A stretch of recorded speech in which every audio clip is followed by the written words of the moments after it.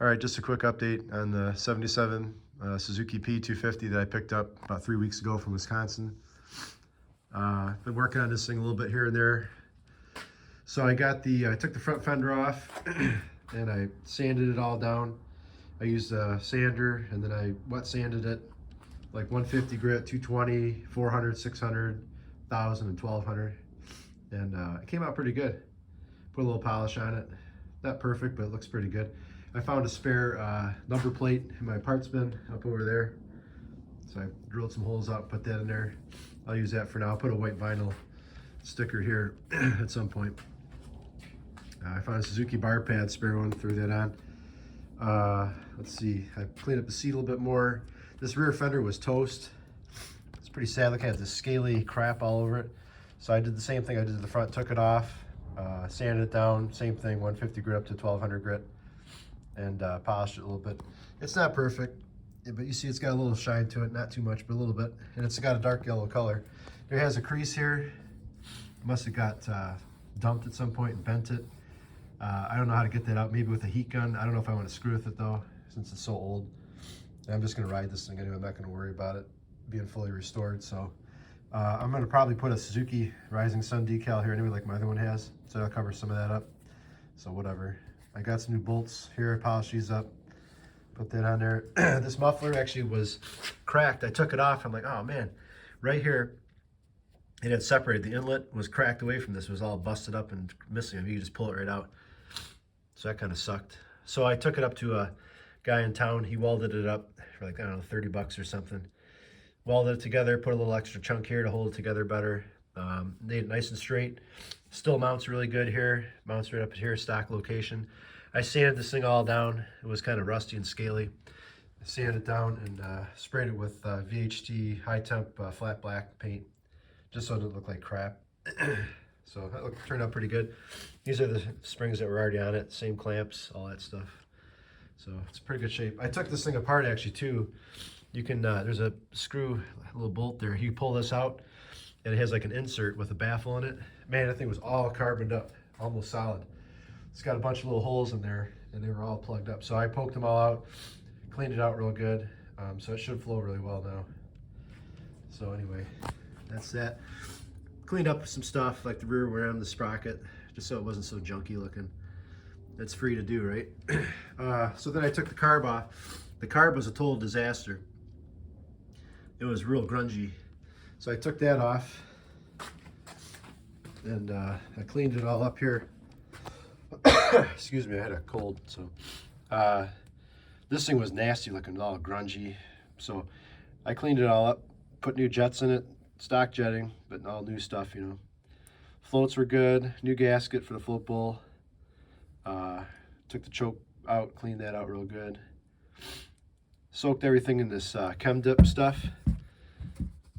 I got it over here. This stuff here, Berryman's chem dip. It's pretty cool. It's got a little like dip basket in there. You soak it in there. I soaked it for about 6 hours. Pulled it out, cleaned it off, and then I soaked it again for another couple hours.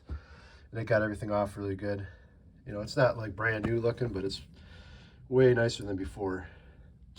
So then after that, I took carb cleaner, sprayed that all out, all through the passages in there. And then I got my compressor out and blew compressed air all through there. So it's squeaky clean now. I cleaned all these brackets up that go on the air intake boot and airbox boot and all that stuff. They're all nasty. I just cleaned them.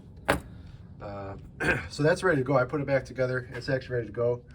I also took the, if you can see here, I like to bag stuff up so it doesn't get dirty. But I took the cap off here, cleaned that all up. It was nasty. And then I took the slide out, cleaned that. I took the needle out, checked it, made sure it was in the right spot. It was on the second clip from the top, which is stock, which is where I wanted it. Cleaned all that stuff out real good. So it's ready to go. Throttle cable still feels like it's good. That spring looks good, so I'm just going to use it. If I have a problem with it, I guess I'll replace it. I got some parts in the mail. These are some new levers from Motoduro in UK. They have a new intake boot. These things are hard to find. They make reproduction ones. Looks pretty good. My gas tank strap was shot, busted on me, so I got a new one of those. Goes on the rear. Brand new intake boot, nice and pliable. Here's my old one. This thing's like a rock. You can't even bend it. So I'm gonna pitch that. So I got a new one of those. Then I got a new gasket for the intake boot. Got a new uni air filter. I'm gonna bring this stuff in. It's kind of cold out here. I'm gonna bring in the oil for the air filter and spray this thing tomorrow once the filter oil is warmed up. Soak this up real good and I'll put it back onto in the air box there. I cleaned these parts up here. They were all nasty. There was mouse crap and mouse pee all stuck in these little holes here. It was gross. So I cleaned that out, soaked them in Evapo Rust, cleaned them up. And I vacuumed out the air box. It had a mouse nest in it. That was kind of cool, really gross. Got a new old stock rear brake cable. That one's frozen up and all screwed up. So I got this off eBay, new old stock. I got a new clutch cable. That's a new old stock one. And I got a new old stock front brake cable here. Just came in the mail the other day. So I got all new cables except the throttle cable, which seems okay. I don't see any frays and it feels like it works fine. So I'm not going to replace that unless I have to. So there's all my parts. So I got to work on that next. So that's kind of where it's at. But it's getting better. It's coming along. So my next step is tomorrow's Christmas, so I won't be working on it. But the day after that's going to be warm out, so the garage won't be too cold. I'm going to put the carb back on.